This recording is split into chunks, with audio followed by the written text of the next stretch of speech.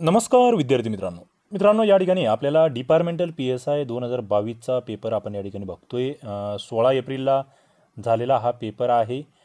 याची आन्सर की आलेली आहे आणि त्या आन्सर कीनुसार पहिली जी आन्सर की आहे त्याच्यानुसार हा व्हिडिओ बनवत आहे। हा याच्यासाठी आहे की काही कालावधीमध्ये तांत्रिक सेवा पूर्व परीक्षेचा पेपर आहे, तसेच पुढे भविष्यामध्ये राज्यसेवा पूर्व असेल, कंबाईन ग्रुप बी पूर्व, ग्रुप सी पूर्व आणि आगामी तांत्रिक सेवा पूर्व परीक्षा या सगळ्याच परीक्षांमध्ये किंवा इतर तलाठी भरती वगैरे GS किंवा GKचे जे प्रश्न आहेत कशा पद्धतीने येऊ शकतात ते आपल्याला या पेपरमधून समजून घ्यायचं आहे आणि काही नवीन प्रश्न तुम्हाला या ठिकाणी नक्कीच अभ्यासायला मिळणार आहेत। सुरुवात करूया। बघा 51 नंबरचा प्रश्न होता, कोणत्या देशाने आपल्या अन्न सुरक्षा समस्येचे निराकरण करण्यासाठी भारताची मदत घेण्याचा निर्णय घेतला आहे?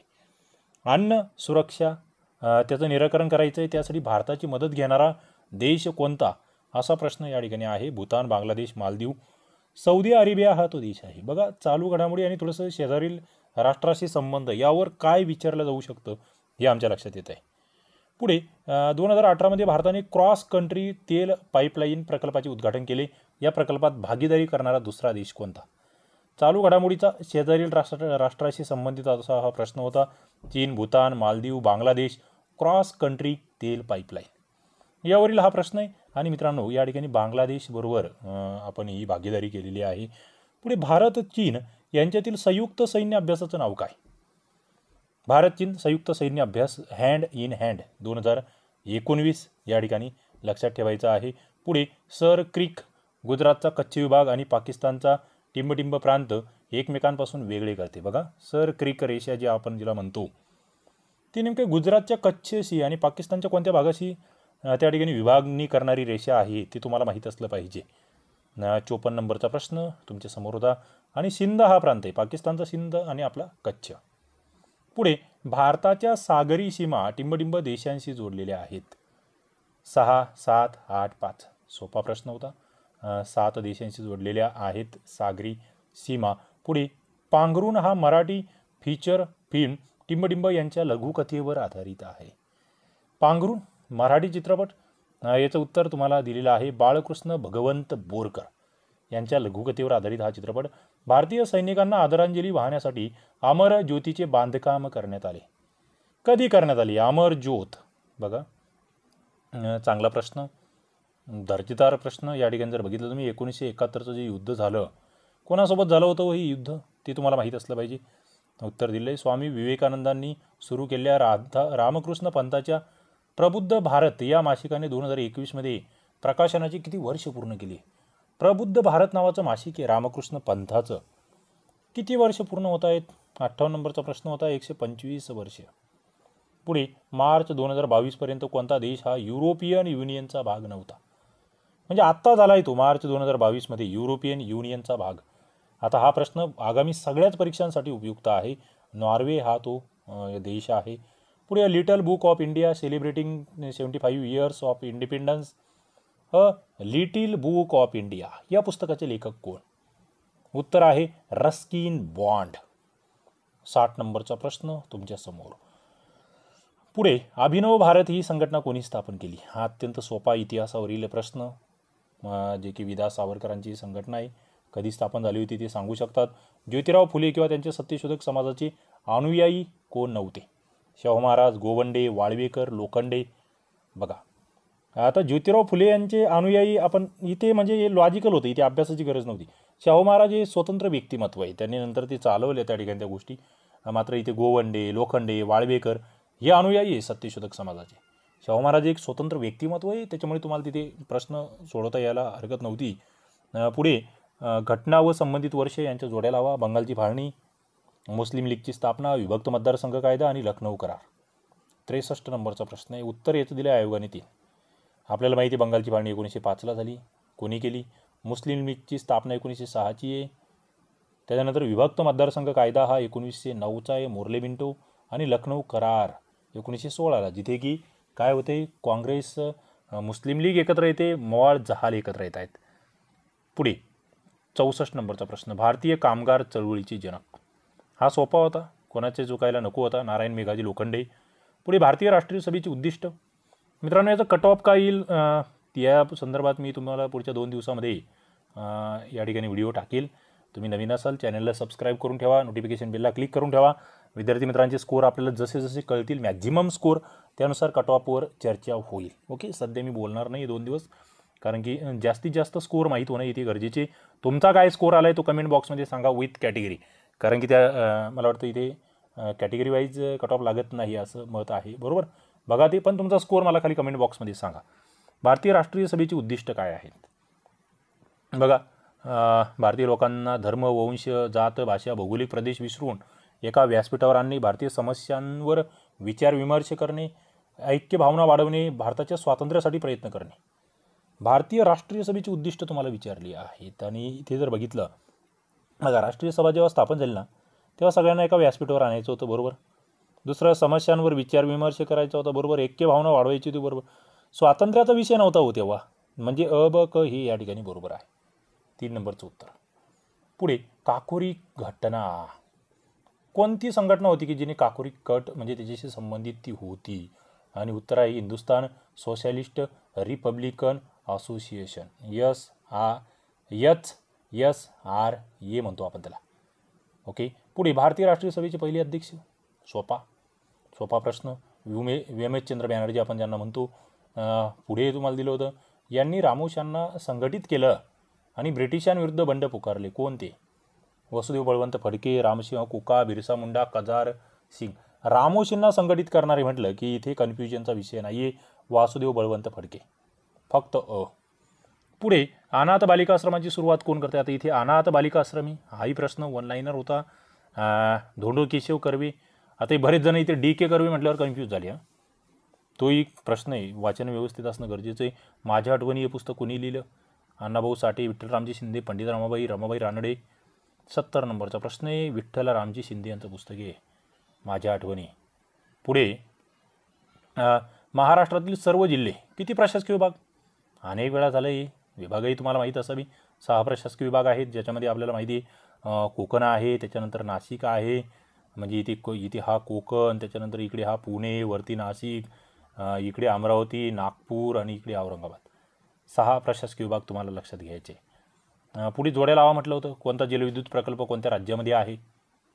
जिथे तुम्हाला उत्तर दिलं 1 नंबरचं, म्हणजे कर्नाटकमध्ये तुम्ही जर बघितलं तुंगभद्रा आहे, पश्चिम बंगालमध्ये दुर्गापूर आहे, ओडिशामध्ये हिराकूड आहे आणि मध्य प्रदेशमध्ये गांधीनगर आहे. आगामी परीक्षांसाठी तुम्ही तलाठी भरतीपासून combine group B, group C, राज्यसेवा या परीक्षांना ही तुम्ही 2022मध्ये जेवढ्या काही पेपर होतात KMPSCचे सगळे पेपर अभ्यासा. जे म्हणजे खरोखर प्रामाणिक मित्र आहे, ज्यांना योग्य दिशेने अभ्यास करायचा आहे का. परीक्षेचं नाव बदललं म्हणून काही बिघडत नाही आहे. आयोगाचे रेफरन्स तुम्हाला कळतात, आयोग कशा पद्धतीचं प्रश्न काढतं ते तुम्हाला कळतं. कोणत्या प्रशासकीय विभागामध्ये सर्वात जास्त जिल्हे? काल रात्री तुम्ही तलाठी भरतीचं जर लाईव्ह बघितलं असेल ना, त्याच्यामध्ये या सगळ्या मुद्द्यांची चर्चा झाली बघा कालच्या भूगोलाच्या लाईव्हमध्ये. 73 नंबरचा प्रश्न आहे, सर्वाधिक जिल्हे जे की 8 आहे आणि सर्वाधिक तालुके 76 आहे. औरंगाबाद हे मी रात्रीच तुम्हाला सांगितलेलं होतं, म्हणजे तलाठीला आले हे प्रश्न आहे. पुढे, भारतातील कोळसा क्षेत्र उत्तर ते दक्षिण असा क्रम लावा. उत्तरेकडून दक्षिणकडे असं खाली बघा, खाली विविध ऑप्शन तुम्हाला दिले होते, योग्य क्रम लावायचा होता.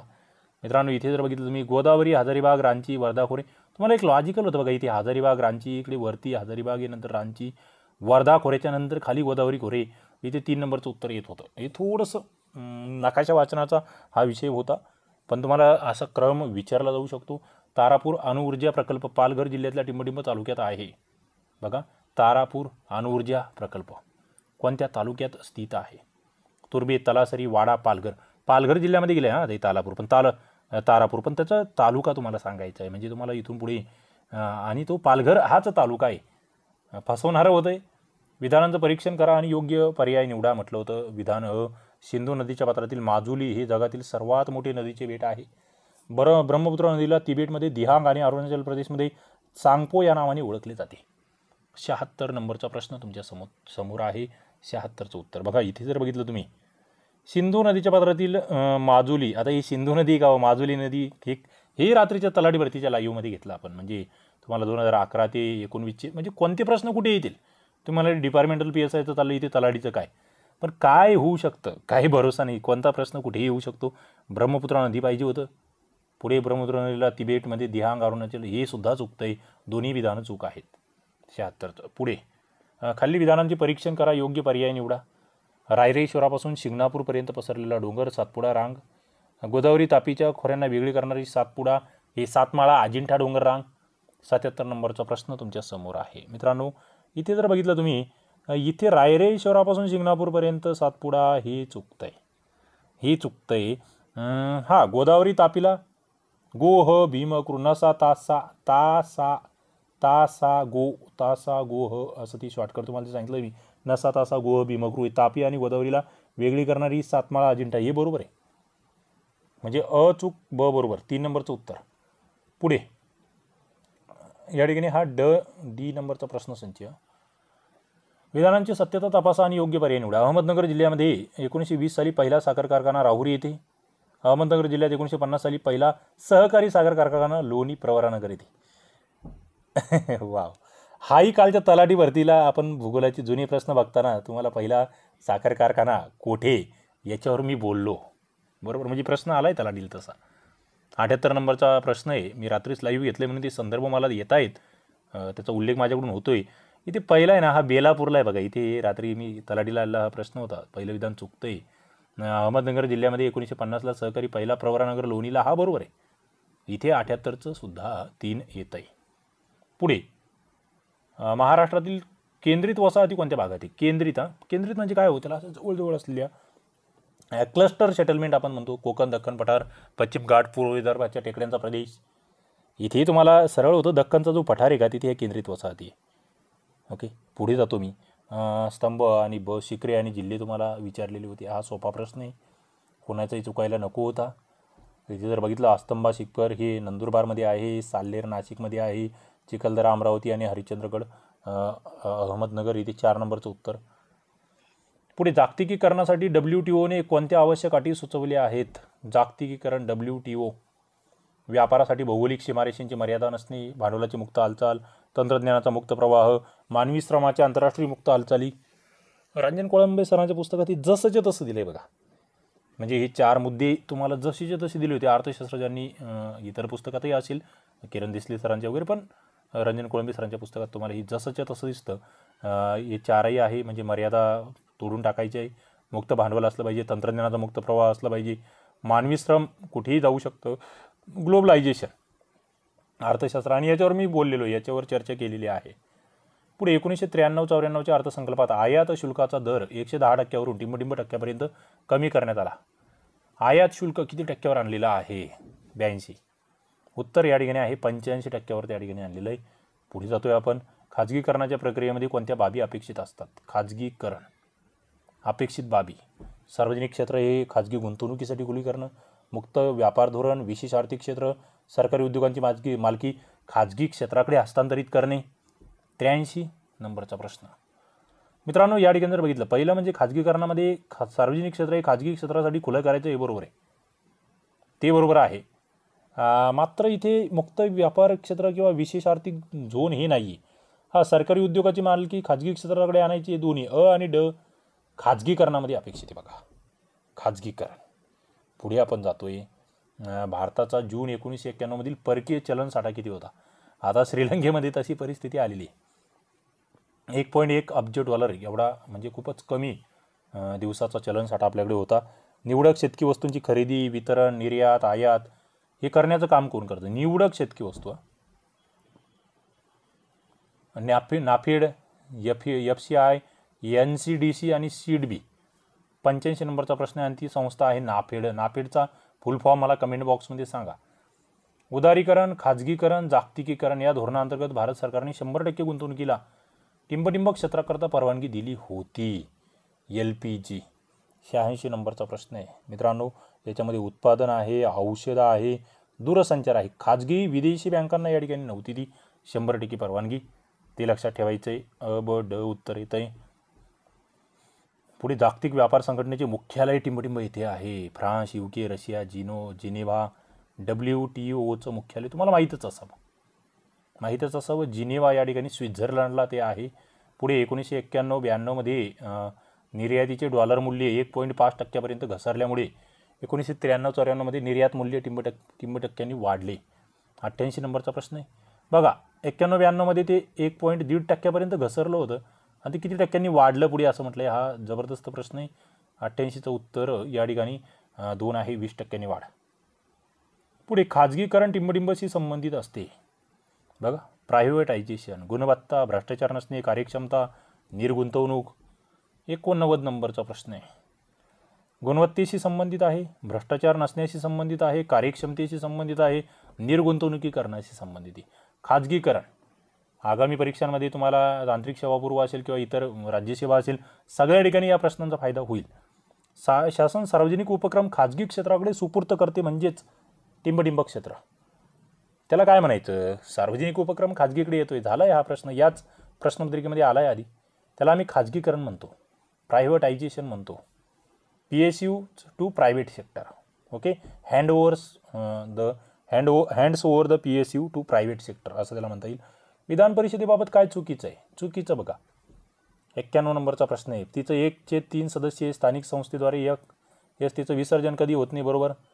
तिच्या रचनेसंबंधी निर्णय घेण्याचा अधिकार राष्ट्रपतीकडे, हे चुकतंय मात्र. कोण तिची रचना, कोण, संसद की इतर कोणी. किमान सदस्य संख्या 40पेक्षा कमी असू नये, हे बरोबर आहे. 3 चुकतंय. पुढे महाराष्ट्रातील ग्रामपंचायती संबंधी विधाने विचारत घ्या. हे पंचायत राजवर आहे ना, तुम्ही कंबाईनचं घ्या किंवा राज्यसेवेचं घ्या किंवा इतर परीक्षा, प्रश्न अवघड विचारायला लागले. ते व्यवस्थित करावं लागेल तुम्हाला. आता तुम्ही त्याला असं चिल्लरमध्ये घेऊ नाही शकत, तुम्हाला चिल्लरमध्ये काढणार ते. महाराष्ट्रातील ग्रामपंचायती संबंधी खालील विधानं विचारत घ्या. 92 नंबरचा प्रश्न आहे. बघा, पहिलं, ग्रामपंचायतीच्या एकूण सभासद संख्येच्या 1/3पेक्षा कमी नाही इतक्या सभासदांना सरपंचाविरुद्ध अविश्वास ठराव मांडता येईल, हे बरोबर आहे. किमान 1/3 सदस्य अविश्वास ठराव मांडू शकतात. सरपंच निवडून आल्याच्या दिनांकापासून 3 महिन्यापर्यंत कोणताही अविश्वास ठराव आणता येत नाही, हे चुकतंय. पहिलं बरोबर आहे.